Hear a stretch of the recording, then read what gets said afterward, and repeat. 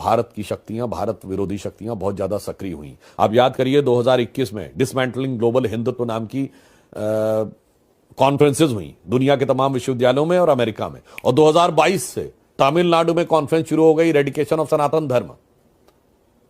और बहुत सी ऐसी मांगे हैं जिन्हें सप्रमाण बताया जा सकता है, जो विपक्ष, मैं लोगों को सप्रमाण बताना चाहता हूं।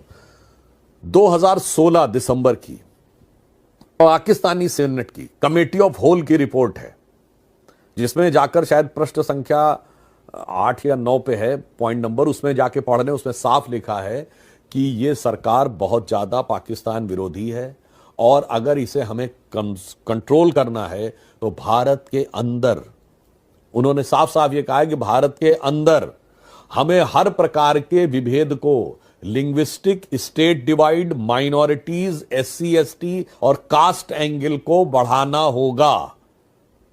और इसके साथ साथ वह ये भी कहते हैं कि उसके साथ हमको यह भी देखना होगा कि किस ढंग से इन सारे इश्यूज को प्रॉप अप किया जा सकता है।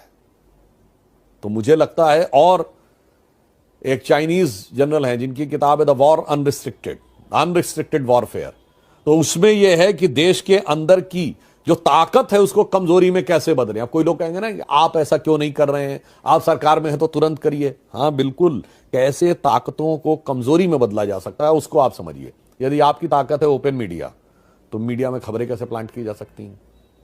अगर आपने कहा कि आपके यहां सब कुछ ओपन सोशल मीडिया है, तो बहुत सारे लोग यूट्यूबर्स को ले लो, इनको ले लो, जो प्रचार करना शुरू कर दें सोशल मीडिया पे। अब या तो आप अथॉरिटेरियन रिजीम में आ जाइए, हम कंट्रोल करेंगे, धीमा जहर भी दीजिए। अब आप कहिए, अगर कोई ये कहे कि साहब हमारे यहां तो ओपन सोसाइटी है, तो एनजीओ के थ्रू देखो कैसे विकास के कार्यों का विरुद्ध किया जा सकता है। कोई कहे हमारे यहां ओपन जुडिशरी है, तो लिटिगेशंस के द्वारा कैसे समाज में लड़ाई लगवाई जा सकती है। और मुझे लगता है कि इस पक्ष को, अनरिस्ट्रिक्टेड वारफेयर वाले को, हमारे सर्वोच्च न्यायालय के न्यायाधीश महोदय भी निश्चित रूप से ऐसी चीजों पर भी गौर करेंगे जब भी कोई निर्णय लेना होगा। तो आप ये समझिए कि आज लड़ाई बिल्कुल एक अलग डायमेंशन पे है।